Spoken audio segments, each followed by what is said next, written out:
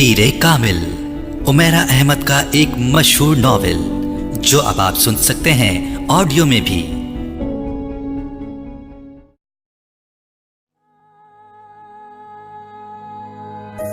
मेरी जिंदगी की सबसे बड़ी ख्वाहिश बॉल पॉइंट होठों में दबाए वो सोच में पड़ गई। फिर एक लंबा सांस लेते हुए कदरे बेबसी से मुस्कुराई। बहुत मुश्किल है इस सवाल का जवाब देना। क्यों मुश्किल है? जवेरिया ने उससे पूछा। क्योंकि मेरी बहुत सारी ख्वाहिशात हैं और हर ख्वाहिश मेरे लिए बहुत अहम है, उसने सर झटकते हुए कहा। वो दोनों ऑडिटोरियम के अकबी हिस्से में दीवार के साथ जमीन पर टेक लगाए बैठी थीं। एफएससी क्लासेस में आज उनका 8वां दिन था और उस वक्त वो दोनों फ्री पीरियड में ऑडिटोरियम के अकबी हिस्से में आकर बैठ गई थीं। नमकीन मूंगफली के दानों को एक एक करके खाते हुए जवेरिया ने उससे पूछा, तुम्हारी जिंदगी की सबसे बड़ी ख्वाहिश क्या है इमामा? इमामा ने कदर हैरानी से उसे देखा और सोच में पड़ गई। पहले तुम बताओ, तुम्हारी जिंदगी की सबसे बड़ी ख्वाहिश क्या है? इमामा ने जवाब देने के बजाय उल्टा सवाल कर दिया। पहले मैंने पूछा है, तुम्हें पहले जवाब देना चाहिए। जवेरिया ने गर्दन हिलाई। अच्छा ठीक है, मुझे और सोचने दो, इमामा ने फौरन हार मानते हुए कहा। मेरी जिंदगी की सबसे बड़ी ख्वाहिश, वो बड़बड़ाई। एक ख्वाहिश तो यह है कि मेरी जिंदगी बहुत लंबी हो, उसने कहा। क्यों? जवेरिया हंसी। बस 50-60 साल की जिंदगी मुझे बड़ी छोटी लगती है। कम से कम 100 साल तो मिलने चाहिए इंसान को दुनिया में, और फिर मैं इतना सब कुछ करना चाहती हूँ। अगर जल्दी मर जाऊंगी तो फिर मेरी जिंदगी की सारी ख्वाहिशात अधूरी रह जाएंगी। उसने मूंगफली का एक दाना मुंह में डालते हुए कहा। अच्छा और? जवेरिया ने कहा। और ये कि मैं मुल्क की सबसे बड़ी डॉक्टर बनना चाहती हूँ, सबसे अच्छी आई स्पेशलिस्ट। मैं चाहती हूँ कि जब पाकिस्तान में आई सर्जरी की तारीख लिखी जाए तो उसमें मेरा नाम टॉप ऑफ द लिस्ट हो। उसने मुस्कुराते हुए आसमान को देखा। अच्छा, और अगर कभी तुम डॉक्टर ना बन सकी तो? जवेरिया ने कहा। आखिर ये मेरिट और किस्मत की बात है, ऐसा मुमकिन ही नहीं है। मैं इतनी मेहनत कर रही हूँ कि मेरिट पर हर सूरत आऊंगी। फिर मेरे वालिदैन के पास इतना पैसा है कि मैं अगर यहाँ किसी मेडिकल कॉलेज में ना जा सकी तो वो मुझे बैरून मुल्क भिजवा देंगे। फिर भी अगर कभी ऐसा हो कि तुम डॉक्टर ना बन सको तो? हो ही नहीं सकता। ये मेरी जिंदगी की सबसे बड़ी ख्वाहिश है और मैं इस प्रोफेशन के लिए सब कुछ छोड़ सकती हूँ। ये मेरा ख्वाब है और ख्वाबों का भला कैसे छोड़ा जा सकता है? इम्पॉसिबल। इमामा ने कतई अंदाज में सर हिलाते हुए हथेली पर रखे दानों में से एक और दाना मुंह में डाला। जिंदगी में कुछ भी नामुमकिन नहीं हो सकता, कभी भी कुछ भी हो सकता है। फर्ज करो कि तुम डॉक्टर नहीं बन पाती तो फिर तुम क्या करोगी? कैसे रिएक्ट करोगी? इमामा अब सोच में पड़ गई। पहले तो मैं बहुत रोऊंगी, बहुत ही ज्यादा, कई दिन, और फिर मैं मर जाऊंगी। जवेरिया बेइख्तियार हंसी। और अभी कुछ देर पहले तो तुम कह रही थी कि तुम लंबी जिंदगी चाहती हो और अभी तुम कह रही हो कि तुम मर जाओगी। हाँ, तो फिर जिंदा रहकर क्या करूंगी? सारे प्लान्स ही मेरे मेडिकल के हवाले से हैं और ये चीज जिंदगी से निकल गई तो फिर बाकी रहेगा क्या? यानी तुम्हारी एक बड़ी ख्वाहिश दूसरी बड़ी ख्वाहिश को खत्म कर देगी। तुम यही समझ लो। तो फिर इसका मतलब तो यही हुआ कि तुम्हारी सबसे बड़ी ख्वाहिश डॉक्टर बनना है, लंबी जिंदगी पाना नहीं। तुम कह सकती हो। अच्छा, अगर तुम डॉक्टर ना बन सकी तो फिर मरोगी कैसे? खुदकुशी करोगी या तबई मौत? जवेरिया ने बड़ी दिलचस्पी से पूछा। तबई मौत ही मरूंगी, खुदकुशी तो कर ही नहीं सकती, इमामा ने लापरवाही से कहा। और अगर तुम्हें तबई मौत ना आ सकी तो? मेरा मतलब है जल्द ना आई तो फिर तुम डॉक्टर ना बनने के बावजूद भी लंबी जिंदगी गुजारोगी? नहीं, मुझे पता है कि अगर मैं डॉक्टर ना बनी तो फिर बहुत जल्द मर जाऊंगी। मुझे इतना दुख होगा कि मैं तो जिंदा रह ही नहीं सकूंगी। वो यकीन से बोली। तुम जिस कदर खुश मिजाज हो, मैं कभी यकीन नहीं कर सकती कि तुम कभी इतनी दुखी हो सकती हो कि रो रो कर मर जाओ, और वो भी सिर्फ इसलिए कि तुम डॉक्टर नहीं बन सकी। लग फनी। जवेरिया ने इस बार उसका मजाक उड़ाने वाले अंदाज में कहा। तुम अब मेरी बात छोड़ो, अपनी बात करो। तुम्हारी जिंदगी की सबसे बड़ी ख्वाहिश क्या है? इमामा ने मौजू बदलते हुए कहा। रहने दो। क्यों रहने दो? बताओ ना, तुम्हें बुरा लगेगा। जवेरिया ने कुछ हिचकिचाते हुए कहा। इमामा ने गर्दन मोड़कर हैरानी से कहा। مجھے کیوں برا لگے گا؟ جویریہ خاموش رہی۔ ایسی کیا بات ہے جو مجھے بری لگے گی؟ امامہ نے اپنا سوال دہرایا۔ بری لگے گی، جویریہ نے مدھم آواز میں کہا۔ آخر تمہاری زندگی کی سب سے بڑی خواہش کا میری زندگی سے کیا تعلق ہے کہ میں اس پر برا مانوں گی؟ امامہ نے اس بار قدرے الجھے ہوئے انداز سے پوچھا۔ کہیں تمہاری خواہش یہ تو نہیں کہ میں ڈاکٹر نہ بنوں؟ امامہ کو اچانک یاد آیا۔ جویریہ ہنسی۔ نہیں، زندگی صرف ایک ڈاکٹر بن جانے سے کہیں زیادہ اہمیت کی حامل ہوتی ہے۔ اس نے کچھ فلسفیانہ انداز میں کہا۔ پہلے اب اجوانا چھوڑ دو اور مجھے بتاؤ، امامہ نے کہا۔ میں وعدہ کرتی ہوں میں برا نہیں مانوں گی، امامہ نے اپنا ہاتھ اس کی طرف بڑھاتے ہوئے کہا۔ وعدہ کرنے کے باوجود تم میری بات سننے پر بری طرح ناراض ہوگی۔ بہتر ہے ہم کچھ اور بات کریں، جویریہ نے کہا۔ اچھا، میں اندازہ لگاتی ہوں تمہاری اس خواہش کا تعلق میرے لیے کسی بہت عام چیز سے ہے، رائٹ؟ امامہ نے کچھ سوچتے ہوئے کہا۔ جویریہ نے سر ہلایا۔ اب سوال یہ پیدا ہوتا ہے کہ میرے لیے کون سی چیز اتنی اہم ہو سکتی ہے کہ میں وہ بات کرتے کرتے رک گئی۔ مگر جب تک میں تمہاری خواہش کی نوعیت جان نہیں لیتی میں کچھ بھی اندازہ نہیں کر سکتی۔ بتا دو جویریہ، پلیز۔ اب تو مجھے بہت ہی زیادہ تجسس ہو رہا ہے۔ اس نے منت کی۔ وہ کچھ دیر سوچتی رہی۔ امامہ غور سے اس کا چہرہ دیکھتی رہی۔ کچھ دیر کی خاموشی کے بعد جویریہ نے سر اٹھا کر امامہ کو دیکھا۔ میرے پروفیشن کے علاوہ میری زندگی میں فی الحال جن چیزوں کی اہمیت ہے وہ صرف ایک ہی ہے، اور اگر تم اس کے حوالے سے کچھ کہنا چاہتی ہو تو کہو، میں برا نہیں مانوں گی، امامہ نے سنجیدگی سے کہا۔ جویریہ نے قدرے چونک کر اسے دیکھا۔ وہ اپنے ہاتھ میں موجود ایک انگوٹھی کو دیکھ رہی تھی۔ جویریہ مسکرائی۔ میری زندگی کی سب سے بڑی خواہش یہ ہے کہ تم، جویریہ نے اسے اپنی خواہش بتائی۔ امامہ کا چہرہ ایک دم سفید پڑ گیا۔ وہ شاک تھی یا حیرت زدہ، جویریہ اندازہ نہیں کر سکی، مگر اس کے چہرے کے تاثرات یہ ضرور بتا رہے تھے کہ جویریہ کے منہ سے نکلنے والے جملے اس کے ہر اندازے کے برعکس تھے۔ میں نے تم سے کہا تھا نا کہ تم برا مانو گی، جویریہ نے جیسے صفائی پیش کرنے کی کوشش کی، مگر امامہ کچھ کہے بغیر اسے دیکھتی رہی۔ منہ اس حلق کے بل چلاتا ہوا درد سے دوہرا ہو گیا۔ اس کے دونوں ہاتھ اپنے پیٹ پر تھے۔ اس کے سامنے کھڑے 12 سالہ لڑکے نے اپنی پھٹی ہوئی ٹی شرٹ کی آستین سے اپنی ناک سے بہتا خون صاف کیا اور ہاتھ میں پکڑے ہوئے ٹینس ریکٹ کو ایک بار پھر پوری قوت سے موئز کی ٹانگ پر دے مارا۔ موئز کے حلق سے ایک بار پھر چیخ نکلی اور وہ اس بار سیدھا ہو گیا۔ کچھ بے یقینی کے عالم میں اس نے خود سے 2 سال چھوٹے بھائی کو دیکھا جو اب بغیر کسی لحاظ اور مروت کے اسے اس ریکٹ سے پیٹ رہا تھا جو موئز کچھ دیر پہلے اسے پیٹنے کے لیے لے کر آیا تھا۔ اس ہفتے میں ان دونوں کے درمیان ہونے والا یہ تیسرا جھگڑا تھا، اور تینوں بار جھگڑا شروع کرنے والا اس کا چھوٹا بھائی تھا۔ موئز اور اس کے تعلقات ہمیشہ ہی ناخوشگوار رہے تھے۔ ان کا جھگڑا بچپن سے لے کر اب سے کچھ پہلے تک صرف زبانی کلامی باتوں اور دھمکیوں تک ہی محدود رہتا تھا، مگر اب کچھ عرصے سے وہ دونوں ہاتھا پائی پر بھی اتر آتے تھے۔ آج بھی یہی ہوا تھا۔ وہ دونوں اسکول سے اکٹھے واپس آئے تھے اور گاڑی سے اترتے ہوئے اس کے چھوٹے بھائی نے بڑی درستی کے ساتھ پیچھے ڈگی سے اس وقت اپنا بیگ کھینچ کر نکالا جب موئز اپنا بیگ نکال رہا تھا۔ بیگ کھینچتے ہوئے موئز کے ہاتھ کو بری طرح رگڑ آئی۔ موئز بری طرح تل ملایا۔ تم اندھے ہو چکے ہو؟ وہ اطمینان سے اپنا بیگ اٹھائے بے نیازی سے اندر جا رہا تھا۔ موئز کے چلانے پر اس نے پلٹ کر اس کو دیکھا اور لاؤنج کا دروازہ کھول کر اندر چلا گیا۔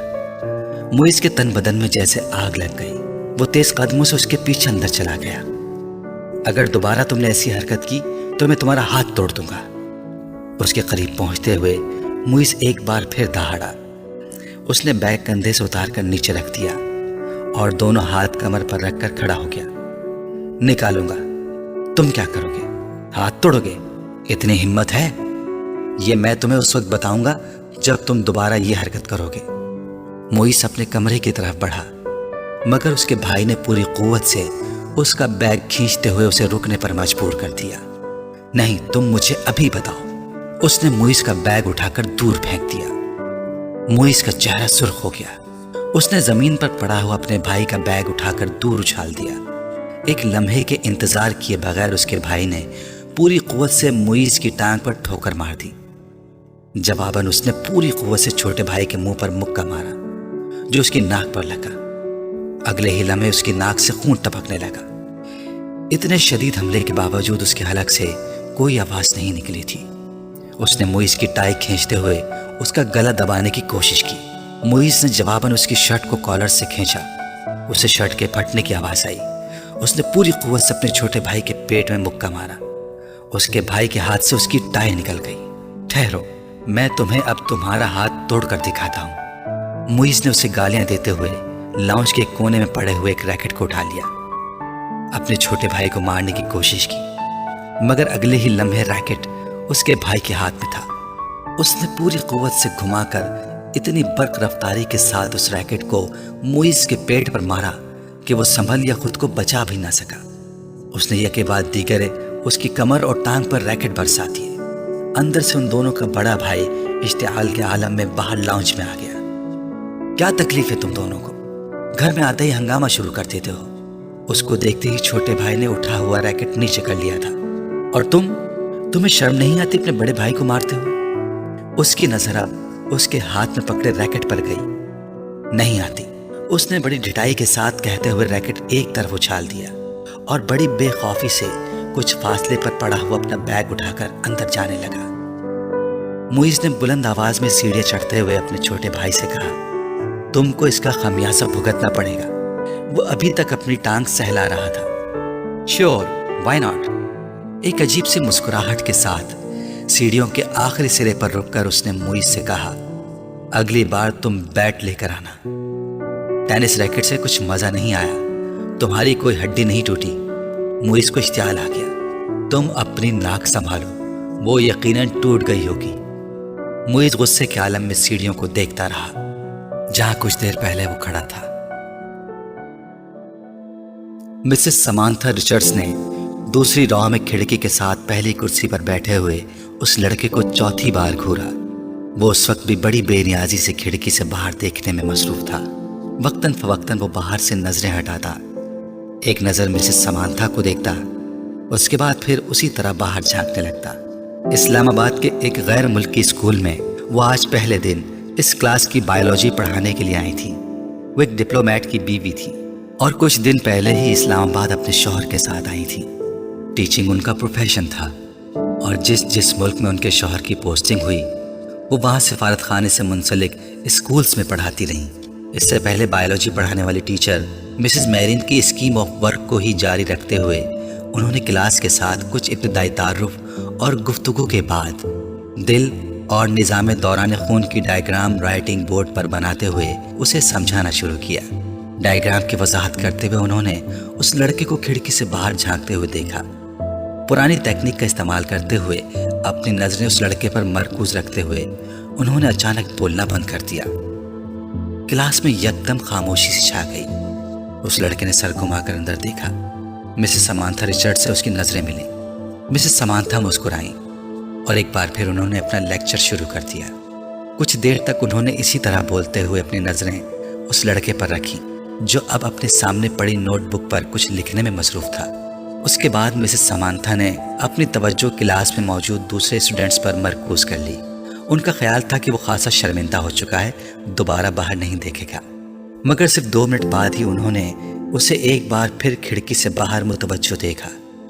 وہ ایک بار پھر بولتے بولتے خاموش ہو گئی۔ بلا توقف اس لڑکے نے گردن موڑ کر پھر ان کی طرف دیکھا۔ اس بار مسز سمانتھا مسکرائی نہیں بلکہ قدر سنجیدگی سے اسے دیکھتے ہوئے ایک بار پھر لیکچر دینا شروع کر دیا۔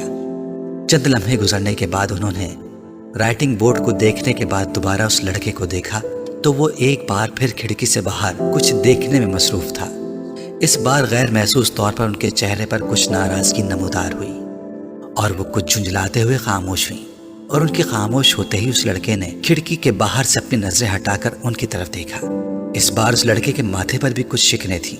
ایک نظر مسز سمانتھا کو ناگواری سے دیکھ کر وہ ایک بار پھر کھڑکی سے باہر دیکھنے لگا۔ اس کا اندازہ اس قدر توہین آمیز تھا کہ مسز سمانتھا رچرڈز کا چہرہ سرخ ہو گیا۔ سالار، تم کیا دیکھ رہے ہو؟ उन्होंने सख्ती से पूछा। नथिंग, एक लफ्ज़ी जवाब आया। वो अब चुभती हुई नजरों से उन्हें देख रहा था। तुम्हें पता है मैं क्या पढ़ा रही हूँ? होप सो, उसने इतने रूड अंदाज में कहा कि समांथा रिचर्ड्स ने एकदम हाथ में पकड़ा हुआ मारकर कैप से बंद करके टेबल पर फेंक दिया। ये बात है तो फिर यहाँ आओ और ये डायग्राम बनाकर इसको लेबल करो, उन्होंने स्पंज के साथ राइटिंग बोर्ड को साफ करते हुए कहा। यके बाद दीगर लड़के के चेहरे पर कई रंग आए। उन्होंने क्लास में बैठे हुए स्टूडेंट्स को आपस में नजरों का तबादला करते हुए देखा। वो लड़का अब सर्द नजरों के साथ समांथा रिचर्ड्स को देख रहा था। जैसे ही उन्होंने राइटिंग बोर्ड से आखिरी निशान साफ किया, वो अपनी कुर्सी से एक झटके के साथ उठा। तेज कदमों के साथ उसने टेबल पर पड़ा हुआ मार्कर उठाया और बर्क रफ्तारी के साथ राइटिंग बोर्ड पर डायग्राम बनाने लगा। पूरे 2 मिनट 57 सेकंड्स के बाद उसने मार्कर पर कैप लगाकर उसे मेज पर उसी अंदाज में उछाला जिस अंदाज में समांथा रिचर्ड्स ने उछाला था, और समांथा की तरफ देखे बगैर अपनी कुर्सी पर आकर बैठ गया। मिसेस रिचर्ड ने उसे मारकर उछालते या अपनी कुर्सी की तरफ जाते नहीं देखा। वो बेयकीनी के आलम में राइटिंग बोर्ड पर 3 मिनट से भी कम अरसे में बनाई जाने वाली इस लेबल्ड डायग्राम को देख रही थी, जिसे बनाने में उन्होंने 10 मिनट लिए थे, और वो उनकी डायग्राम से ज्यादा अच्छी थी। वो कहीं भी मामूली सी गलती भी नहीं ढूंढ सकी। कुछ खफीफ सी होते हुए उन्होंने गर्दन मोड़कर एक बार फिर उस लड़के को देखा। वो फिर खिड़की से बाहर देख रहा था। वसीम ने तीसरी बार दरवाजे पर दस्तक दी। इस बार अंदर से इमामा की आवाज आई। कौन है? इमामा, मैं हूं, दरवाजा खोलो, वसीम ने दरवाजे से अपना हाथ हटाते हुए कहा। अंदर खामोशी छा गई। कुछ देर बाद दरवाजे का लॉक खुलने की आवाज सुनाई थी। वसीम ने दरवाजे के हैंडल को घुमाकर दरवाजा खोल दिया। इमामा उसकी जानिब पुश्त किए अपने बेड की तरफ बढ़ी। तुम्हें इस वक्त क्या काम आन पड़ा है मुझसे? आखिर तुमने इतनी जल्दी दरवाजा क्यों बंद कर लिया था? अभी तो 10 बजे हैं। वसीम कमरे में दाखिल होते हुए बोला। बस नींद आ रही थी मुझे। वो बेड पर बैठ गई। वसीम उसका चेहरा देखकर चौंक गया। तुम रो रही थी? बेख्तियार उसके मुंह से निकला। इमामा की आंखें सुर्ख और सूजी हुई थी और वो उससे नजरें चुराने की कोशिश कर रही थी। नहीं, रो नहीं रही थी, बस सर में कुछ दर्द हो रहा था। इमामा ने मुस्कुराने की कोशिश की।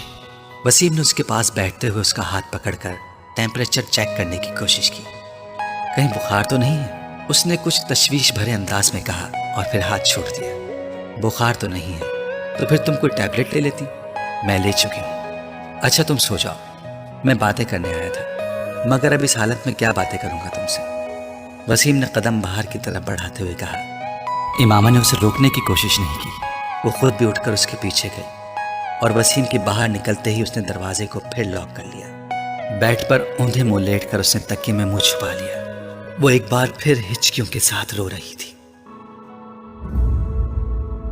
13 साल का वो लड़का उस वक्त टीवी पर म्यूजिक शो देखने में मसरूफ था जब तैयबा ने अंदर झांका। बेयकीनी से उन्होंने अपने बेटे को देखा और फिर कुछ नाराजगी के आलम में अंदर चली गई। ये क्या हो रहा है? उन्होंने अंदर आते ही कहा। टीवी देख रहा हूँ। उसने टीवी से नजरें नहीं हटाई। टीवी देख रहा हूँ? फॉर गॉड सेक, तुम्हें एहसास है कि तुम्हारे पेपर्स हो रहे हैं? तैयबा ने उसके सामने आते हुए कहा। So what? उस लड़के ने इस बार कुछ खफगी से कहा। So what? तुम्हें इस वक्त अपने कमरे में किताबों के दरमियान होना चाहिए, ना कि यहाँ इस बेहुदा शो के सामने, तैयबा ने डांटा। मुझे जितना पढ़ना था मैं पढ़ चुका हूँ, आप सामने से हट जाएं। उसके लहजे में नागवारी थी। फिर भी उठो और अंदर जाकर पढ़ो, तैयबा ने इस तरह खड़े खड़े उससे कहा। ना मैं यहाँ से उठूंगा ना अंदर जाकर पढ़ूंगा। मेरी स्टडीज और पेपर्स मेरा मसला है, आपका नहीं। अगर तुम्हें इतनी परवाह होती स्टडीज की तो इस वक्त तुम यहाँ बैठे होते। स्टेप असाइड, उसने तैयबा के जुमले को नजरअंदाज करते हुए बड़ी बदतमीजी के साथ साथ हाथ के इशारे से कहा। आज तुम्हारे पापा आ जाए तो मैं उनसे बात करती हूँ। तैयबा ने उसे धमकाने की कोशिश की। अभी बात कर लें, क्या होगा? पापा क्या कर लेंगे? जब मैं आपको बता चुका हूँ कि मुझे जितनी तैयारी करनी है मैंने कर ली है, तो फिर आपको क्या मसला है? ये तुम्हारे सालाना इम्तिहान है, तुम्हें एहसास होना चाहिए इस बात का। तैयबा ने यकदम अपने लहजे को नरम करते हुए कहा। मैं कोई 2-4 साल का बच्चा नहीं हूँ कि मेरे आगे पीछे फिरना पड़े आपको। मैं अपने मामलात में आपसे ज्यादा समझदार हूँ, इसलिए 3rd क्लास किस्म के जुमले मुझसे ना बोला करें। एग्जाम्स हो रहे हैं, स्टडीज पर ध्यान दो। इस वक्त तुम्हें अपने कमरे में होना चाहिए। मैं तुम्हारे फादर से बात करूंगी। What a rubbish. वो बात करते करते गुस्से में सोफे से उठकर खड़ा हो गया। हाथ में पकड़ा हुआ रिमोट उसने पूरी कुव्वत से सामने वाली दीवार पर दे मारा और पांव पटकता हुआ कमरे से निकल गया। तैयबा कुछ बेबसी और खिफत के आलम में उसे कमरे से बाहर निकलता हुआ देखती रही। फ्लोमिना फ्रांस ने अपने हाथ में पकड़े हुए पैकेट मेज पर रखते हुए एक नजर हॉल में दौड़ाई। पेपर शुरू होने में भी 10 मिनट बाकी थे और हॉल में मौजूद स्टूडेंट्स किताबें, नोट्स और नोटबुक्स पकड़े तेजी से सफ़े आगे पीछे करते उन पर आखिरी नजर डाल रहे थे। उनकी जिस्मानी हरकत से उनकी परेशानी और इज़्तिराब का इजहार हो रहा था। फ्लोमिना फ्रांस के लिए ये एक बहुत मानूस सीन था। फिर उनकी नजरें हॉल के तकरीबन दरमियान में बैठे हुए सालार पर जा ठहरी। 25 स्टूडेंट्स में उस वक्त वो वाहिद स्टूडेंट था जो इत्मीनान से अपनी कुर्सी पर टांग रखे बैठा था। एक हाथ में स्केल पकड़े आहिस्ता आहिस्ता उसे अपने जूते पर मारते हुए वो इत्मीनान से इधर उधर देख रहा था। फ्लोमिना के लिए ये सीन भी नया नहीं था। अपने 7 साल कैरियर में उन्होंने पेपर्स के दौरान सालार को इसी बेफिक्री और लापरवाही का मुजाहरा करते पाया था। 9:02 पर उन्होंने सालार के पास से गुजरते हुए MCQs पर मबनी ऑब्जेक्टिव पेपर थमा दिया। 30 मिनट के बाद उसे वो पेपर उनसे लेना था। 9:10 पर उन्होंने सालार को अपनी कुर्सी से खड़ा होते देखा। उसके खड़े होते ही हॉल में उसके पीछे मौजूद तमाम स्टूडेंट्स ने सर उठाकर उसे देखा। वो पेपर हाथ में लिए फ्लोमिना फ्रांस की तरफ जा रहा था। फ्लोमिना फ्रांस के लिए ये भी नया सीन नहीं था। वो पहले भी यही कुछ देखती आई थी। 30 मिनट में हल किया जाने वाला पेपर वो 8 मिनट में हल करके उनके सर पर खड़ा था। पेपर को दोबारा देख लो, उन्होंने ये जुमला उससे नहीं कहा। वो जानती थी कि इसका जवाब क्या होगा। मैं देख चुका हूँ। और अगर उसे एक बार फिर पेपर देखने पर मजबूर करती तो वो हमेशा की तरह पेपर्स ले जाकर अपनी कुर्सी के हत्थे पर रखकर बाजू सीने पर लपेटकर बैठ जाता। उन्हें याद नहीं था कि कभी उसने उनके कहने पर पेपर को दोबारा चेक किया हो, और वो ये तस्लीम करती थी कि उसे इसकी जरूरत भी नहीं थी। उसके पेपर में किसी एक भी गलती को ढूंढना बहुत मुश्किल काम था। उन्होंने एक हल्की सी मुस्कुराहट के साथ उसके हाथ से पेपर पकड़ लिया। तुम जानते हो सालार, मेरी जिंदगी की सबसे बड़ी तमन्ना क्या है? उन्होंने पेपर पर नजर डालते हुए कहा कि मैं तुम्हें 30 मिनट का पेपर 30 मिनट के बाद सबमिट करवाते हुए देखूं। वो उनकी बात पर खफीफ अंदाज में मुस्कुराया। आपकी ये ख्वाहिश उस सूरत में पूरी हो सकती है मैम, अगर मैं ये पेपर 150 साल की उम्र में हल करने बैठूं। नहीं, मेरा ख्याल है 150 साल की उम्र में तुम ये पेपर 10 मिनट में करोगे। इस बार वो हंसा और वापस मुड़ गया। फ्लोमिना फ्रांस ने एक नज़र उसके पेपर के सफ़ात को उलट पलट कर देखा। एक सरसरी सी नज़र भी उन्हें ये बताने के लिए काफ़ी थी कि वो इस पेपर में कितने नंबर गंवाएगा। 0। सलमा ने अपनी बेटी के हाथों में गिफ्ट पेपर में लिपटे हुए पैकेट को हैरानी से देखा। ये क्या है इमामा? तुम तो मार्केट गई थी, शायद कुछ किताबें लेनी थी तुम्हें। हाँ अम्मी, मुझे किताबें ही लेनी थी, मगर किसी को तोहफे में देने के लिए। किसको तोहफा देना है? वो लाहौर में एक दोस्त है मेरी, उसकी सालगिरह है, उसके लिए खरीदा है। कोरियर सर्विस के जरिए भिजवा दूंगी, क्योंकि मुझे तो अभी यहाँ रहना है। लाओ फिर मुझे दो ये पैकेट, मैं वसीम को दूंगी, वो भिजवा देगा। नहीं अम्मी, मैं अभी नहीं भिजवाऊंगी, अभी उसकी सालगिरह की तारीख नहीं आई। सलमा को लगा जैसे वो यकदम घबरा गई हो। उन्हें हैरानी हुई, क्या ये घबराने वाली बात थी? 3 साल पहले इमामा की वजह से उन्हें बहुत ज़्यादा परेशानी का सामना करना पड़ा था, उन्हें और उनके शौहर हाशिम को। वो तब अपनी बेटी के बारे में बहुत फिक्रमंद थी और हाशिम उनसे ज़्यादा। मगर पिछले 3 साल में सब कुछ ठीक हो गया था। वो दोनों अब उसकी तरफ से मुकम्मल तौर पर मुतमईन थे, ख़ास तौर पर असजद से उसकी निस्बत तय करके। वो जानती थी कि इमामा असजद को पसंद करती है, और सिर्फ वही नहीं, असजद को कोई भी पसंद कर सकता था। वो हर लिहाज से एक अच्छा लड़का था।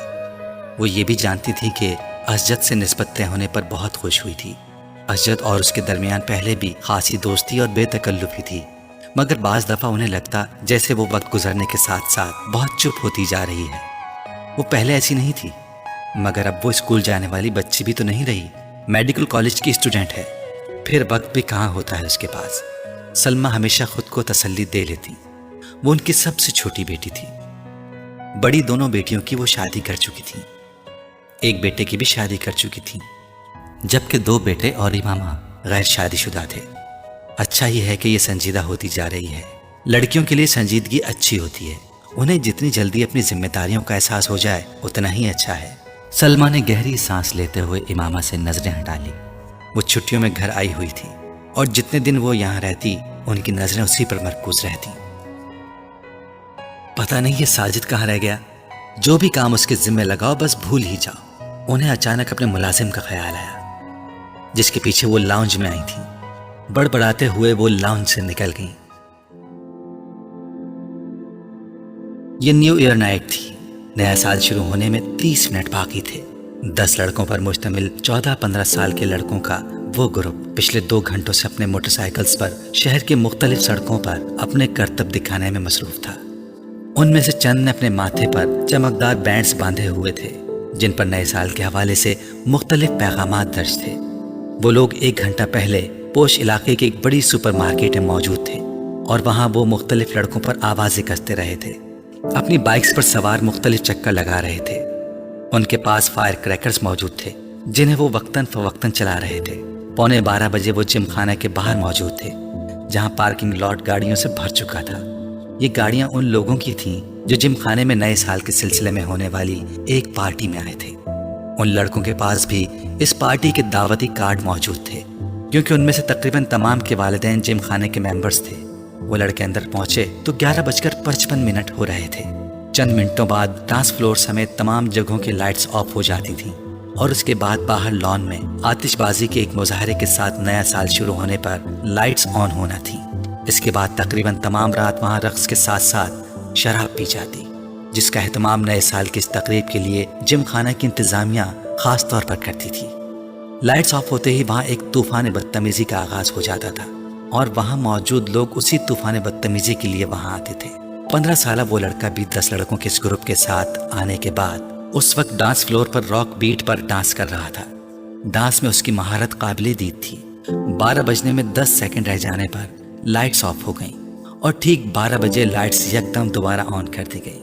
اندھیرے کے بعد سیکنڈز گننے والوں کی آوازیں اب شور اور خوشی کے قہقہوں اور چیخوں میں بدل گئی تھیں۔ چند سیکنڈز پہلے تھم جانے والا میوزک ایک بار پھر بجایا جانے لگا۔ وہ لڑکا اپنے دوستوں کے ساتھ باہر پارکنگ میں آ گیا جہاں بہت سے لڑکے اپنی اپنی گاڑیوں کے ہارن بجا رہے تھے۔ انہی لڑکوں کے ساتھ بیئر کے کین پکڑے وہ وہاں موجود ایک گاڑی کی چھت پر چڑھ گیا۔ اس لڑکے نے گاڑی کی چھت پر کھڑے کھڑے اپنی جیکٹ کی جیب سے بیئر کا ایک بھرا ہوا کین نکالا اور پوری قوت سے کچھ فاصلے پر کھڑی ایک گاڑی کی ونڈ اسکرین پر دے مارا۔ ایک دھماکے کے ساتھ گاڑی کی ونڈ اسکرین چور چور ہو گئی۔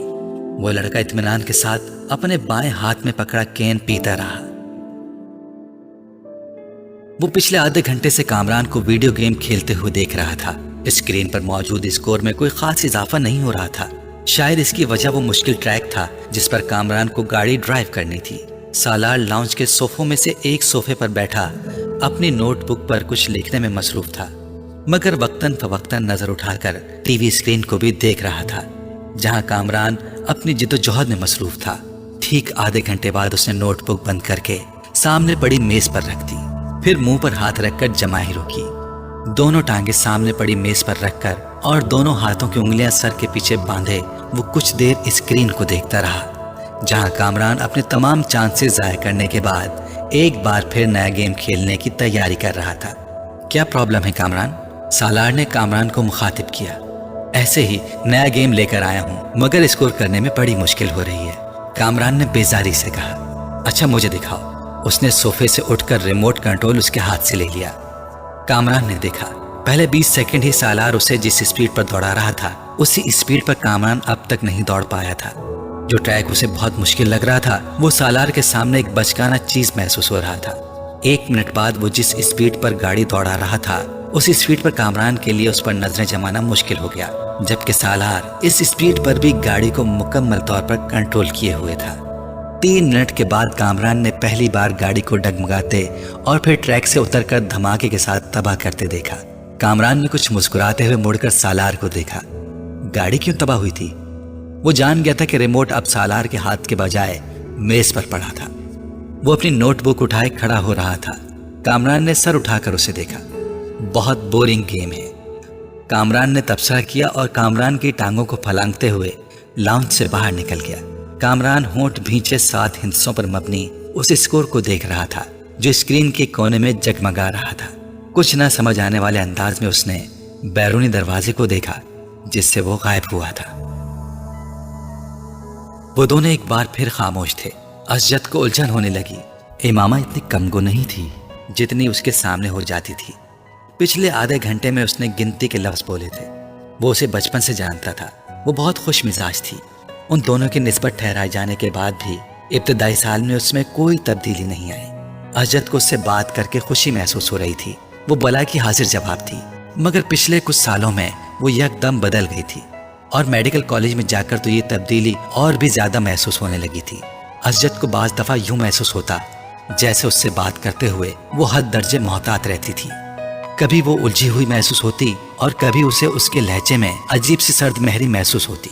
उसे लगता वो जल्द अज जल्द उससे छुटकारा पाकर उसके पास से उठकर चली जाना चाहती है। उस वक्त भी वो ऐसा ही महसूस कर रहा था। मैं कई बार सोचता कि मैं खामख्वाही तुम्हारे लिए यहाँ आने का तरद्दुद करता हूँ। तुम्हें तो इससे कोई फर्क नहीं पड़ता होगा कि मैं आऊँ या ना आऊँ। अजद ने गहरी सांस लेकर कहा। वो उसके मुकाबिल लॉन चेयर पर बैठी दूर बाउंड्री वॉल पर चढ़ी हुई बेल को घूर रही थी। अजद की शिकायत पर उसने गर्दन हिलाए बगैर अपनी नजरें बेल से हटाकर अजद पर मरकूज कर दी। अजद ने सवालिया नजरों से उसे देखा, मगर वो खामोश रही तो उसने लफ्जों में कुछ रद्द बदल के साथ अपना सवाल दोहराया। तुम्हें मेरे ना आने से कोई फर्क नहीं पड़ेगा इमामा। क्यों, ठीक कह रहा हूं मैं? अब मैं क्या कह सकती हूँ इस पर? तुम कम से कम इनकार तो कर सकती हो, मेरी बात को झुठला सकती हो कि ऐसी बात नहीं है, मैं गलत सोच रहा हूँ और ऐसी बात नहीं है। आप गलत सोच रहे हैं, इमामा ने उसकी बात काट कर कहा। उसका लहजा अब भी उतना ही ठंडा और चेहरा उतना ही बेतासुर था जितना पहले था। अजद एक ठंडी सांस लेकर रह गया। हाँ, मेरी दुआ और ख्वाहिश तो यही है कि ऐसा ना हो, और मैं वाकई गलत सोच रहा हूँ, मगर तुमसे बात करते हुए मैं हर बार ऐसा ही महसूस करता हूँ। किस बात से आप ऐसा महसूस करते हैं? इस बार पहली बार अजद को उसकी आवाज में कुछ नाराजगी झलकती हुई महसूस हुई। बहुत सी बातों से तुम मेरी बात का ढंग से जवाब ही नहीं देती। हालांकि मैं अपनी बात का ढंग से जवाब देने की भरपूर कोशिश करती हूँ, लेकिन अब अगर आपको मेरे जवाब पसंद ना आए तो मैं क्या कर सकती हूँ? अजद को इस बार बात करते हुए वो कुछ मजीद खफा महसूस हुई। मैंने ये कब कहा कि मुझे तुम्हारे जवाब पसंद नहीं आए? मैं तो सिर्फ ये कह रहा हूँ कि मेरी हर बात के जवाब में तुम्हारे पास हाँ और नहीं के अलावा कुछ नहीं होता। बाज़ दफ़ा मुझे लगता है कि मैं अपने आप से बातें कर रहा हूँ। अगर आप मुझसे ये पूछेंगे कि तुम ठीक हो तो मैं उसका जवाब हाँ या नहीं में ही दूंगी। हाँ और नहीं के अलावा इस सवाल का जवाब किसी तकरीर से दिया जा सकता है तो आप मुझे वो दे दें, मैं कर दूंगी। वो बिल्कुल संजीदा थी। हाँ और नहीं के साथ भी तो कुछ कहा जा सकता है, और कुछ नहीं तो जवाबन मेरा हाल ही पूछ सकती हो। मैं आपका क्या हाल पूछूं? जाहिर है अगर आप मेरे घर आए हैं, मेरे सामने बैठे मुझसे बातें कर रहे हैं, तो इसका वाज़ेह मतलब तो यही है कि आप ठीक हैं, वरना आप इस वक्त अपने घर के बिस्तर पर पड़े होते। ये फॉर्मेलिटी होती है इमामा। अरे आप जानते नहीं, मैं फॉर्मेलिटीज़ पर यकीन नहीं रखती। आप भी मुझसे मेरा हाल ना पूछा करें, मैं बिल्कुल माइंड नहीं करूंगी। अजद जैसे लाजवाब हो गया। ठीक है, फॉर्मेलिटीज़ को छोड़ो, बंदा कोई और बात कर लेता है, कुछ डिस्कस कर लेता है, अपनी मसरूफियात के बारे में ही कुछ बता देता है। अजद, मैं आपसे क्या डिस्कस करूं? आप बिजनेस करते हैं, मैं मेडिकल स्टूडेंट हूं। आपसे मैं क्या पूछूं? स्टॉक मार्केट की पोजीशन, ट्रेंड बुलिश था या बेयरिश, इंडेक्स में कितने पॉइंट्स का इजाफा हुआ, या अगली कंसाइनमेंट कहाँ भेज रहे हैं, इस बार गवर्नमेंट ने आपको कितनी रिबेट दी? उसका लहजा अब भी उतना ही सर था। या आपसे एनाटॉमी डिस्कस करूं, कौन से अवामिल इंसान के जिगर को मुतासिर करते हैं, बाईपास सर्जरी में इस साल कौन सी नई टेक्निक इस्तेमाल की गई है, दिल की धड़कन बहाल करने के लिए कितने से कितने वोल्ट का इलेक्ट्रिक शॉक दिया जा सकता है। तो हम दोनों की मसरूफियात तो ये हैं। अब इनके बारे में डिस्कशन से आप और मैं मोहब्बत और बेतकल्लुफ़ी की कौन सी नई मंजिलें तय करेंगे? वो मेरी समझ से बाहर है। अजद का चेहरा सुर्ख हो गया। अब वो इस लम्हे को कोस रहा था जब उसने इमामा से शिकायत की थी। और भी तो मसरूफियात होती हैं इंसान की, अजद ने कदरे कमज़ोर लहजे में कहा। नहीं, पढ़ाई के अलावा मेरी तो और कोई मसरूफियात नहीं है, इमामा ने कतईयत से सर हिलाते हुए कहा। पहले भी तो हम दोनों आपस में बहुत सी बातें करते थे। इमामा ने उसकी बात काट दी। पहले की बात छोड़ें, अब मैं वक्त ज़ाया करना अफोर्ड नहीं कर सकती। हैरत मुझे आप पर हो रही है कि आप बिजनेसमैन होकर इतनी इमेच्योर और इमोशनल सोच रखते हैं। आपको तो खुद बहुत प्रैक्टिकल होना चाहिए। अजद कुछ न बोल सका। हम दोनों के दरमियान जो रिश्ता है वो हम दोनों जानते हैं। अब अगर आप मेरे प्रैक्टिकल अप्रोच को बेइल्तिफाती, बेनियासी, नाराज़ी समझें तो मैं क्या कर सकती हूँ? मैं आपके साथ यहाँ बैठी हूँ तो इसका मतलब यही है कि मैं इस रिश्ते को अहमियत देती हूँ, वरना कोई अजनबी तो इस तरह यहाँ मेरे साथ बैठकर चाय नहीं पी सकता। वो एक लम्हे के लिए रुकी। और जहाँ तक इस बात का ताल्लुक है कि आपके आने या ना आने से मुझे कोई फ़र्क पड़ेगा या नहीं, हकीकत यह है कि हम दोनों ही बहुत मसरूफ़ रहते हैं। हम मॉडर्न एज की पैदावार हैं। ना मैं कोई हीर हूँ और ना आप रांझे के कबीले से ताल्लुक़ रखते हैं कि मेरे लिए घंटों ये फरीज़ा सर अंजाम दें। सच यही है कि फ़र्क वाकई नहीं पड़ता कि हम दोनों मिलें या ना मिलें, बातें करें या ना करें, हमारा रिश्ता वही रहेगा जो अब है। या आपको लगता है इसमें कोई तब्दीली आ सकती है? अगर असजद के माथे पर पसीना नहीं आया था तो इसकी वाहिद वजह दिसंबर का महीना था। उन दोनों की उम्र में 8 साल का फ़र्क था, मगर उस वक्त पहली बार असजद को यह फ़र्क 18 साल का महसूस हुआ। वो उसे अपने आप से 18 साल बड़ी लगने लगी थी। 2 हफ्ते पहले वो 19 की हुई थी, मगर इस वक्त असजद को लग रहा था जैसे वो टीन एज से सीधी अधेड़ उम्र में चली गई थी। वो खुद एक बार फिर ब्रिटेन में आ गया था। टांग पर टांग रखते असजद के चेहरे पर नजरें जमाए उसी बेतासुर अंदाज में उसके जवाब की मुंतजिर थी। असजद ने कुर्सी के हत्थे पर टिके उसके हाथ में मंगनी की अंगूठी को देखा और खनकार कर अपना गला साफ करने की कोशिश की। तुम बिल्कुल ठीक कह रही हो। मैं सिर्फ इसलिए डिस्कशन की बात कर रहा था कि हमारे दरमियान अंडरस्टैंडिंग डेवलप हो सके। असजद, मैं आपको बहुत अच्छी तरह समझती और जानती हूँ, और ये जानकर मुझे बहुत अफसोस हुआ कि आप समझते हैं कि हमारे दरमियान अभी भी किसी अंडरस्टैंडिंग को डेवलप करने की ज़रूरत है। मेरा ख्याल था हम दोनों के दरमियान अच्छी खासी अंडरस्टैंडिंग है। वो असजद का दिन नहीं था, असजद ने एतराफ़ किया। और अगर आपको ये ख्याल है कि एनाटॉमी और बिजनेस को डिस्कस करके हम कोई अंडरस्टैंडिंग डेवलप कर लेंगे तो ठीक है, आइंदा हम यही डिस्कस कर लिया करेंगे। इमामा के लहजे में लापरवाही का अंसर था। तुमको मेरी बात बुरी लगी है? बिल्कुल भी नहीं, मैं क्यों बुरा मानूंगी। उसके लहजे में मौजूद हैरत के अंसर ने असजद को मजीद शर्मिंदा कर दिया। शायद मैंने गलत बात की है, शायद नहीं यकीनन। उसने तीनों लफ्जों पर बारी बारी जोर देते हुए कहा, तुम जानती हो मेरे नज़दीक रिश्ता कितनी अहमियत का हामिल है। मेरे बहुत से ख्वाब हैं इस रिश्ते के हवाले से, तुम्हारे हवाले से। असजद ने गहरा सांस लेकर कहा। इमामा बेतासुर चेहरे के साथ उसी बेल को देख रही थी। शायद इसीलिए मैं ज़रूरत से ज़्यादा हसास हो जाता हूँ। मुझे इस रिश्ते के हवाले से कोई खौफ नहीं है। मैं जानता हूँ ये रिश्ता हम दोनों की मर्जी से हुआ है। वो उसके चेहरे पर नजरें जमाए बड़े जज्ब से कह रहा था, और यकदम ही उसे एक बार फिर यह एहसास होने लगा था जैसे वो वहां मौजूद नहीं थी, उसकी बात नहीं सुन रही थी। असजद को लगा वो एक बार फिर खुद से बातें कर रहा था।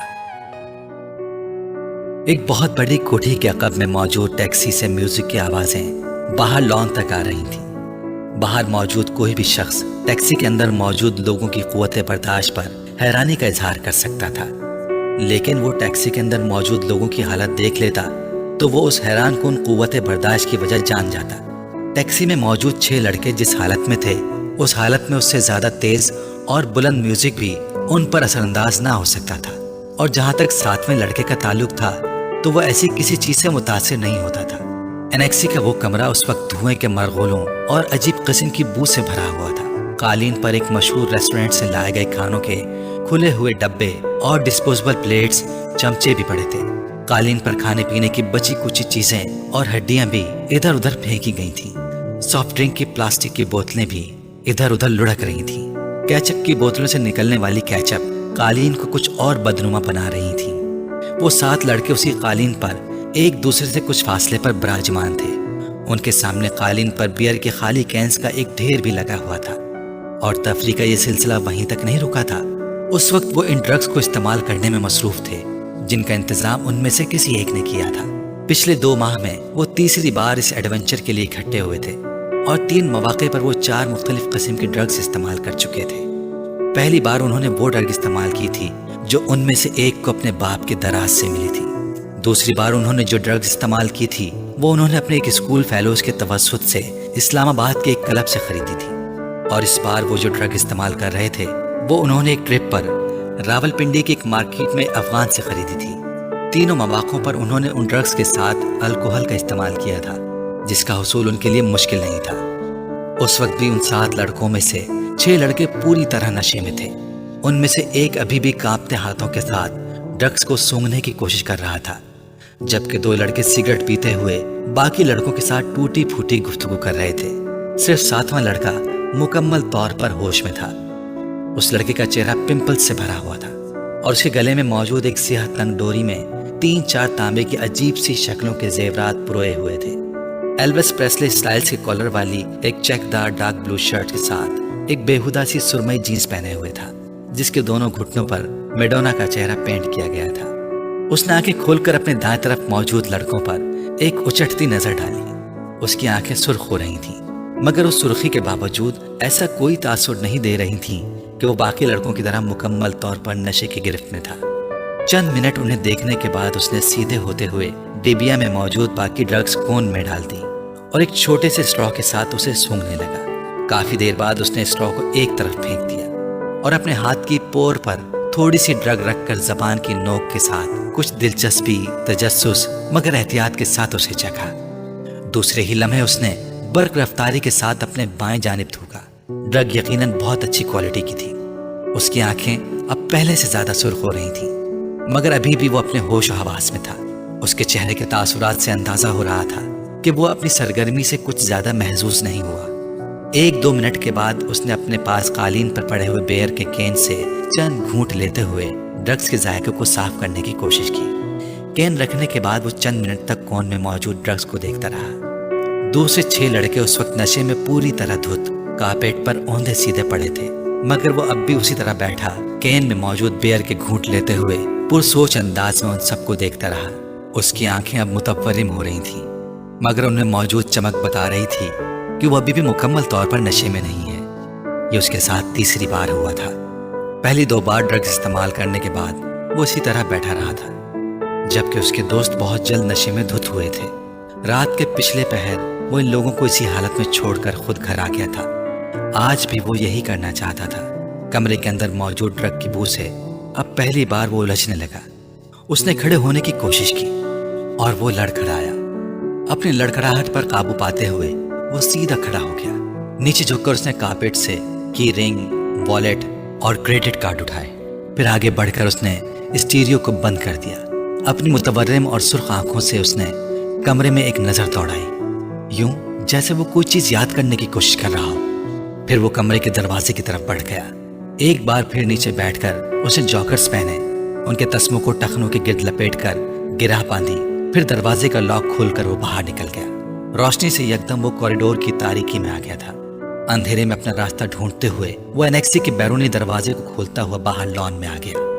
انیکسی کی سیڑھیاں اترتے ہوئے اپنی ناک سے کوئی چیز بہتی محسوس ہوئی۔ بایاں ہاتھ اٹھا کر اس نے اپنے اوپری ہونٹ پر رکھا۔ اس کی انگلیاں چپچپانے لگی تھی۔ اس نے ہاتھ اٹھاتے ہوئے اپنی انگلیوں کو انیکسی کی بیرونی لائٹ کی روشنی میں دیکھا۔ اس کی پوروں پر خون کے قطرے لگے ہوئے تھے۔ اس نے اپنی ٹراؤزر کی جیب ٹٹولتے ہوئے اندر سے ایک رومال برآمد کیا اور اپنی پوروں پر لگا خون صاف کیا۔ اس کے بعد اسی رومال کے ساتھ اس نے اپنی ناک سے چمکنے والا خون صاف کیا۔ اسے اپنے حلق میں کوئی چیز چبھتی ہوئی محسوس ہوئی۔ اس نے کھنکار کر اپنا گلا صاف کرنے کی کوشش کی۔ اسے اب اپنے سینے میں گھٹن کا احساس ہونے لگا۔ چند گہری سانس لے کر اس نے گھٹن کو کم کرنے کی کوشش کی۔ وہیں کھڑے کھڑے اس نے 2-3 بار نیچے تھوکا اور ایک بار پھر سیڑھیاں اترنے کے لیے قدم بڑھایا۔ وہ یکدم ٹھٹک کر رہ گیا۔ اس کی ناک میں عجیب سی سنسناہٹ ہوئی اور پھر یکدم کوئی چیز پوری قوت سے بہنے لگی۔ وہ بے اختیار کمر کے بل جھک گیا۔ ایک دھار کی صورت میں اس کی ناک سے نکلنے والا خون سیڑھیوں پر گرنے لگا تھا۔ ماربل پر پھسلتا ہوا خون۔ وہ اسے دیکھتا رہا۔ گولف کلب میں تقریب تقسیم انعامات منعقد کی جا رہی تھی۔ 16 سالہ سالار سکندر بھی انڈر 16 کی کیٹیگری میں 7 انڈر پار کے اسکور کے ساتھ پہلی پوزیشن کی ٹرافی وصول کرنے کے لیے موجود تھا۔ سکندر عثمان نے سالار سکندر کا نام پکارے جانے پر تالیاں بجاتے ہوئے اس ٹرافی کیبنٹ کے بارے میں سوچا، جس میں اس سال انہیں کچھ مزید تبدیلیاں کروانی پڑیں گی۔ سالار کو ملنے والی شیلڈز اور ٹرافیز کی تعداد اس سال بھی پچھلے سالوں جیسی ہی تھی۔ ان کے تمام بچے ہی پڑھائی میں بہت اچھے تھے، مگر سالار سکندر باقی سب سے مختلف تھا۔ ٹرافیز، شیلڈز اور سرٹیفکیٹس کے معاملے میں وہ سکندر عثمان کے باقی بچوں سے بہت آگے تھا۔ 150 IQ لیول کے حامل اس بچے کا مقابلہ کرنا ان میں سے کسی کے لیے بھی ممکن تھا بھی نہیں۔ فخری انداز میں تالیاں بجاتے ہوئے سکندر عثمان نے دائیں طرف بیٹھی اپنی بیوی سے سرگوشی میں کہا، یہ گولف میں اس کی 13ویں اور اس سال کی 4تھی ٹرافی ہے۔ ہر چیز کا حساب رکھتے ہو تم، اس کی بیوی نے مسکراتے ہوئے جیسے قدرے ستائشی انداز میں اپنے شوہر سے کہا، جس کی نظریں اس وقت مہمان خصوصی سے ٹرافی وصول کرتے ہوئے سالار پر مرکوز تھیں۔ صرف گولف کا اور کیوں، وہ تم اچھی طرح جانتی ہو۔ سکندر عثمان نے اپنی بیوی کو دیکھا جو اب سیٹ کی طرف جاتے ہوئے سالار کو دیکھ رہی تھی۔ آئی بیٹ اگر یہ اس وقت مقابلے میں شرکت کرنے والے پروفیشنل کھلاڑیوں کے ساتھ کھیل رہا ہوتا तो भी उस वक्त उसके हाथ में यही ट्रॉफी होती। सिकंदर उस्मान ने बेटे को दूर से देखते हुए कुछ फखरी अंदाज में दावा किया। सालार अब अपनी सीट के अतराफ में मौजूद दूसरी सीटों पर मौजूद दूसरे इनामात हासिल करने वालों से हाथ मिलाने में मसरूफ था। उसकी बीवी को सिकंदर उस्मान के दावे पर कोई हैरानी नहीं हुई, क्योंकि वो जानती थी सालार के बारे में ये एक बाप का जज्बाती जुमला नहीं था, वो वाकई इतना ही गैर मामूली था। उसे 2 हफ्ते पहले अपने भाई जुबैर के साथ इसी गोल्फ कोर्स पर 18वां होल पर खेले जाने वाला गोल्फ मैच याद आया। रफ में तफाकन गिर जाने वाली एक बॉल को वो जिस सफाई और महारत के साथ वापस ग्रीन पर लाया था, उसने जुबैर को महवे हयात कर दिया। वो पहली बार सालार के साथ गोल्फ खेल रहा था। मुझे यकीन नहीं आ रहा 18 होल के खात्मे तक किसी को भी ये याद नहीं था कि उसने ये जुमला कितनी बार बोला था। रफ से खेले जाने वाली शॉट ने अगर उसे महवे हैरत किया था, तो सालार सिकंदर के पटर्स ने उसे दम बखुद कर दिया था। गेंद को होल में जाते देखकर उसने क्लब के सहारे खड़े खड़े सिर्फ गर्दन मोड़कर आंखों ही आंखों में सालार सिकंदर और उसके होल के दरमियान मौजूद फासले को नापा था, और जैसे बेयकीनी से सर हिलाते हुए सालार को देखा। आज सालार साहब अच्छा नहीं खेल रहे। जुबैर ने मुड़कर बेयकीनी के आलम में अपने पीछे खड़े कैडी को देखा, जो गोल्फ कार्ट को पकड़े सालार को देख के बड़बड़ा रहा था। अभी अच्छा नहीं खेल रहा? जुबैर ने इस्तेहजाजी अंदाज में क्लब के कैडी को देखा।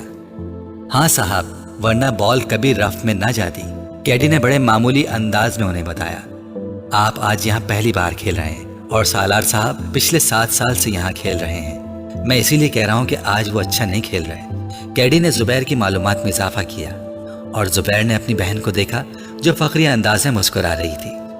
अगली बार मैं पूरी तैयारी के साथ आऊंगा, और अगली बार खेल की जगह का इंतखाब भी मैं करूंगा।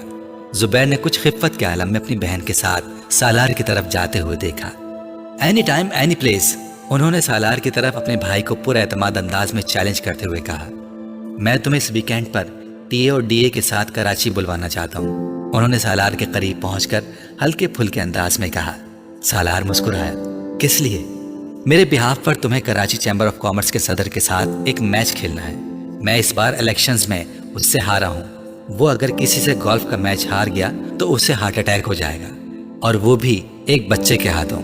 So let's settle the scores. वो अपने भाई की बात पर हंसी थी, मगर सालार के माथे पर चंद बल नमूदार हो गए थे। बच्चा? उसने उनके जुमले में मौजूद वाहिद काबिल एतराज लफ्ज पर जोर देते हुए उसे दोहराया। मेरा ख्याल है अंकल, मुझे कल आपके साथ 18 होल्स का एक और गेम खेलना पड़ेगा। अरशद दरवाजा खोलकर अपनी माँ के कमरे में दाखिल हुआ। अम्मी, आपसे एक जरूरी बात करनी है। हाँ कहो, क्या बात है? अरशद सोफे पर बैठ गया। आप हाशिम अंकल की तरफ नहीं गई? नहीं, क्यों, खास बात है? हाँ, इमामा इस वीकेंड पर आई हुई है। अच्छा, आज शाम को चलेंगे। तुम गए थे वहां? शकीला ने मुस्कुराते हुए कहा। हाँ, मैं गया था। कैसी है वो?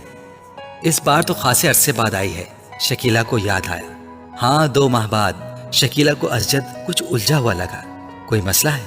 अम्मी, मुझे इमामा पिछले काफी अरसे से बहुत बदली बदली लग रही है, उसने गहरा सांस लेते हुए कहा। बदली बदली? क्या मतलब? मतलब तो मैं शायद आपको नहीं समझा सकता, बस उसका रवैया मेरे साथ कुछ अजीब सा है, अरशद ने कंधे उचकाते हुए कहा। आज तो वो एक मामूली सी बात पर नाराज हो गई, पहले जैसी कोई बात नहीं रही उसमें। मैं समझ नहीं पा रहा उसे हुआ क्या है। तुम्हें वहम हो गया होगा अरशद, उसका रवैया क्यों बदलने लगा? तुम कुछ ज्यादा ही जज्बाती होकर सोच रहे हो। शकीला ने उसे हैरानी से देखा। नहीं अम्मी, पहले मैं भी यही समझ रहा था कि शायद मुझे वहम हो गया है, लेकिन अब खास तौर पर आज मुझे अपने ये एहसासात वहम नहीं लगे। वो बहुत उखड़े अंदाज से बात करती रही मुझसे। तुम्हारा क्या ख्याल है, उसका रवैया क्यों बदल गया है? शकीला ने ब्रश मेज पर रखते हुए कहा। ये तो मुझे नहीं पता। तुमने पूछा उससे? एक बार नहीं, कई बार। फिर हर बार आपकी तरह वो भी यही कहती है कि मुझे गलत फहमी हो गई है, उसने कंधे उचकाते हुए कहा। कभी कहती है स्टडीज की वजह से ऐसा है, कभी कहती है कि अब वो मैच्योर हो गई है इसलिए। ये ऐसी कोई गलत बात तो नहीं है, हो सकता है वाकई ये बात हो, शकीला ने कुछ सोचते हुए कहा। अम्मी, बात संजीदगी की नहीं है, मुझे लगता है वो मुझसे कतराने लगी है, अरशद ने कहा। तुम फजूल बातें कर रहे हो अरशद, मैं नहीं समझती कि ऐसी कोई बात होगी। वैसे भी तुम दोनों तो बचपन से एक दूसरे को जानते हो, एक दूसरे की आदत से वाकिफ हो। शकीला को बेटे के खदशात बिल्कुल बेमानी लगे। जाहिर है उम्र के साथ साथ कुछ तब्दीलियां आ ही जाती हैं। अब बच्चे तो नहीं रहे हो तुम लोग, तुम मामूली मामूली बात पर परेशान होने की आदत छोड़ दो। انہوں نے بیٹے کو سمجھاتے ہوئے کہا، ویسے بھی ہاشم بھائی اگلے سال اس کی شادی کر دینا چاہتے ہیں۔ وہ کہہ رہے تھے کہ وہ بعد میں اپنی تعلیم مکمل کرتی رہے گی، کم از کم وہ تو اپنے فرض سے سبکدوش ہو جائیں۔ شکیلہ نے انکشاف کیا، انکل نے ایسا کہا؟ اسجد کچھ چونکا، کئی بار کہا ہے، میرا خیال ہے وہ لوگ تو تیاریاں بھی کر رہے ہیں۔ اسجد نے ایک اطمینان بھرا سانس لیا۔ ہو سکتا ہے ماما اسی وجہ سے قدرے پریشان ہوں۔ ہاں ہو سکتا ہے، بہرحال یہی صحیح ہے، اگلے سال شادی ہو جانی چاہیے، اسجد نے کچھ مطمئن ہوتے ہوئے کہا۔ وہ 16-17 سال کا ایک دبلا پتلا مگر لمبا لڑکا تھا۔ اس کے چہرے پر بلوغت کا وہ گہرا روواں نظر آ رہا تھا جسے ایک بار بھی شیو نہیں کیا گیا تھا، اور اس روے نے اس کے چہرے کی معصومیت کو برقرار رکھا تھا۔ وہ اسپورٹس شارٹس اور ایک ڈھیلی ڈھالی شرٹ پہنے ہوئے تھا۔ اس کے پیروں میں کاٹن کی جرابیں اور جاگرز تھے۔ چوئنگم چباتے ہوئے اس کی آنکھوں میں ایک عجیب طرح کی بے چینی اور اضطراب تھا۔ وہ اس وقت ایک پرہجوم سڑک کے بیچوں بیچ ایک ہیوی ڈیوٹی موٹر سائیکل پر بیٹھا ہوا تیزی سے تقریباً اسے اڑائے لے جا رہا تھا۔ وہ کسی قسم کے ہیلمٹ کے بغیر تھا اور وہ بہت رش انداز سے موٹر سائیکل کو چلا رہا تھا۔ اس نے 2 دفعہ سگنل توڑا، 3 دفعہ خطرناک طریقے سے کچھ گاڑیوں کو اوورٹیک کیا، 4 دفعہ بائک چلاتے چلاتے اس کا اگلا پہیہ اٹھا دیا اور کتنی دور تک صرف ایک پہیے پر بائک چلاتا رہا۔ 2 دفعہ دائیں بائیں دیکھے بغیر اس نے برق رفتاری سے اپنی مرضی کا ٹرن لیا۔ 1 دفعہ وہ زگزیگ انداز میں بائک چلانے لگا۔ 6 دفعہ اس نے پوری رفتار سے بائک چلاتے ہوئے اپنے دونوں پاؤں اٹھا دیے۔ پھر یکدم اسی رفتار سے بائک چلاتے ہوئے اس نے ون وے کی خلاف ورزی کرتے ہوئے اس لین کو توڑا اور دوسری لین میں زناٹے کے ساتھ گھس گیا۔ سامنے سے آتی ہوئی ٹریفک کی بریکیں یکدم چرچرانے لگیں۔ اس نے فل اسپیڈ پر بائک چلاتے ہوئے یکدم ہینڈل پر سے اپنے ہاتھ ہٹا دیے۔ بائک پوری رفتار کے ساتھ سامنے سے آنے والی گاڑی کے ساتھ ٹکرائی اور وہ ایک جھٹکے کے ساتھ ہوا میں بلند ہوا اور پھر کسی چیز پر گرا۔ اسے اندازہ نہیں ہوا، اس کا ذہن تاریک ہو چکا تھا۔ وہ دونوں لڑکے اسٹیج پر ایک دوسرے کے بالمقابل روسٹرم کے پیچھے کھڑے تھے، مگر ہال میں موجود اسٹوڈنٹس کی نظریں ہمیشہ کی طرح ان میں سے ایک پر مرکوز تھیں۔ وہ دونوں ہیڈ بوائے کے انتخاب کے لیے کنونسنگ ہو رہے تھے اور وہ پروگرام بھی اس کا ایک حصہ تھا۔ دونوں کے روسٹرم پر ایک ایک پوسٹر لگا تھا، جن میں سے ایک پر ووٹ فار سالار اور دوسرے پر ووٹ فار فیضان لکھا تھا۔ اس وقت فیضان ہیڈ بوائے بن جانے کے بعد اپنے ممکنہ اقدامات کا اعلان کر رہا تھا، جبکہ سالار پوری سنجیدگی کے ساتھ اسے دیکھنے میں مصروف تھا۔ فیضان اسکول کا سب سے اچھا مقرر تھا اور اس وقت بھی وہ اپنے جوش خطابت کے کمال دکھانے میں مصروف تھا اور اسے برٹش لہجے میں بات کر رہا تھا جس کے لیے وہ مشہور تھا۔ بہترین ساؤنڈ سسٹم کی وجہ سے اس کی آواز اور انداز دونوں خاصے متاثر کن تھے۔ ہال میں بلا شبہ سکوت طاری تھا اور یہ خاموشی صرف اس وقت ٹوٹتی جب فیضان کے سپورٹرز اس سے کسی اچھے جملے پر داد دینا شروع ہوتے۔ ہال یکدم تالیوں سے گونج اٹھتا۔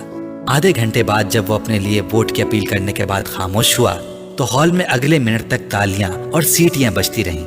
ان تالیوں میں خود سالار سکندر بھی شامل تھا۔ فیضان نے ایک فاتحانہ نظر ہال پر اور سالار پر ڈالی اور اسے تالیاں بجاتے ہوئے دیکھ کر اس نے گردن کے ہلکے اشارے سے اسے سراہا۔ سالار سکندر آسان حریف نہیں تھا، یہ وہ اچھی طرح جانتا تھا۔ اسٹیج سیکرٹری اب سالار کے لیے اناؤنسمنٹ کر رہا تھا۔ تالیوں کی گونج میں سالار نے بولنا شروع کر دیا۔ Good morning friends. وہ ایک لہجہ ٹھہرا۔ فیضان اکبر ایک مقرر کے طور پر یقیناً ہمارے اسکول کا اثاثہ ہے۔ میں یا دوسرا کوئی بھی ان کے مقابلے میں کسی اسٹیج پر کھڑا نہیں ہو سکتا۔ وہ ایک لمحے کے لیے رکا۔ اس نے فیضان کے چہرے کو دیکھا جس پر ایک فخریہ مسکراہٹ ابھر رہی تھی، مگر سالار کے جملے کے باقی حصے نے اگلے لمحے اس مسکراہٹ کو غائب کر دیا۔ اگر معاملہ صرف باتیں بنانے کا ہو تو ہال میں ہلکی سی کھلکھلاہٹیں ابھریں۔ سالار کے لہجے کی سنجیدگی برقرار تھی، مگر ایک ہیڈ بوائے اور مقرر میں بہت فرق ہوتا ہے۔ مقرر کو باتیں کرنا ہوتی ہیں، ہیڈ بوائے کو کام کرنا ہوتا ہے۔ دونوں کے درمیان ٹاکر اور ڈوئر کا فرق ہوتا ہے، اور great talkers are not great doers. سالارز کے سپورٹرز کی تالیوں سے ہال گونج اٹھا۔ میرے پاس فیضان اکبر جیسے خوبصورت لفظوں کی روانی نہیں ہے، اس نے اپنی بات جاری رکھی۔ میرے پاس صرف میرا نام ہے اور میرا متاثر کن ریکارڈ، اور مجھے کنونسنگ کے لیے لفظوں کے کوئی دریا نہیں بہانے، مجھے صرف الفاظ کہنے ہیں۔ وہ ایک بار پھر روکا۔ Trust me and vote for me. اس نے شکریہ ادا کرتے ہوئے جس وقت اپنے مائک کو آف کیا اس وقت ہال تالیوں سے گونج رہا تھا۔ 1 منٹ 40 سیکنڈز میں وہ اسی نپے تلے اور کیلکولیٹڈ انداز میں بولا تھا جو اس کا خاصہ تھا، اور اسی 1.5 منٹ نے فیضان کا تختہ کر دیا تھا۔ उस इब्तदाई तारुफ के बाद दोनों उम्मीदवारों से सवाल जवाब का सिलसिला शुरू हुआ था। सालार सिकंदर उन जवाबात में भी उतने ही इख्तिसार से काम ले रहा था जितना उसने अपनी तकरीर में लिया था। उसका सबसे तवील जवाब 4 जुमलों पर मुश्तमिल था, जबकि फैजान का सबसे मुख्तसर जवाब भी 4 जुमलों पर मुश्तमिल नहीं था। फैजान की फसाहत और बलागत जो पहले उसकी खूबी समझी जाती थी, उस वक्त उस स्टेज पर सालार के मुख्तसर जवाबात के सामने चर्ब ज़बानी नजर आ रही थी, और इसका एहसास खुद फैजान को भी हो रहा था। जिस सवाल का जवाब सालार एक लफ्ज या एक जुमले में देता, उसके लिए फैजान को आदतन तमहीद बांधनी पड़ती, और सालार का अपनी तकरीर में उसके बारे में किया हुआ ये तबसरा वहां मौजूद स्टूडेंट्स को कुछ और सही महसूस होता कि एक मुकर्रिर सिर्फ बातें कर सकता है। सालार सिकंदर को हेड बॉय क्यों होना चाहिए? सवाल किया गया। क्योंकि आप बेहतरीन शख्स का इंतखाब चाहते हैं। जवाब आया कि ये जुमला खुद सताइशी नहीं है। एतराज किया गया, नहीं, ये जुमला खुद शनासी है। एतराज को रद्द कर दिया गया। खुद सताइशी और खुद शनासी में क्या फ़र्क है? एक बार फिर चुपते हुए लहजे में पूछा गया, वही जो फैजान अकबर और सालार सिकंदर में है। संजीदगी से कहा गया, अगर आपको हेड बॉय ना बनाया तो आपको क्या फ़र्क पड़ेगा? फ़र्क मुझे नहीं, आपको पड़ेगा। कैसे? अगर बेहतरीन आदमी को मुल्क का लीडर ना बनाया जाए तो फ़र्क कौम को पड़ता है, उस बेहतरीन आदमी को नहीं। आप अपने आप को बेहतरीन आदमी कह रहे हैं। एक बार फिर एतराज़ किया गया, क्या इस हॉल में कोई ऐसा है जो खुद को बुरे आदमी के साथ इक्वेट करे? हो सकता है हो, फिर मैं उससे मिलना चाहूंगा। हॉल में हंसी की आवाज़ें उभरी। हेड बॉय बनने के बाद सालार सिकंदर जो तब्दीलियां लाएगा उसके बारे में बताएं। तब्दीलियां बताई नहीं जाती, दिखाई जाती हैं, और ये काम हेड बॉय बनने से पहले नहीं कर सकता। चंद और सवाल किए गए। फिर स्टेज सेक्रेटरी ने हाज़रीन में से एक आखिरी सवाल लिया। वो एक श्रीलंकन लड़का था जो कुछ शरारती अंदाज में मुस्कुराते हुए खड़ा हुआ। अगर आप मेरे एक सवाल का जवाब दे दें तो मैं और मेरा पूरा ग्रुप आपको वोट देगा। सालार उसकी बात पर मुस्कुराया। जवाब देने से पहले मैं जानना चाहूंगा कि आपके ग्रुप के कितने लोग हैं? उसने पूछा। 6, उस लड़के ने कहा। सालार ने सर हिलाया। ओके, सवाल करें। आपको कुछ हिसाब किताब करते हुए मुझे बताना है कि अगर हम 2,67,895 में 9,52,852 को जमा करें, फिर उसमें से 3,99,999 को तफरीक करें, फिर उसमें 9,29,292 को जमा करें, और उसे वो श्रीलंकन लड़का ठहर ठहर कर एक कागज पर लिखा हुआ एक सवाल पूछ रहा था।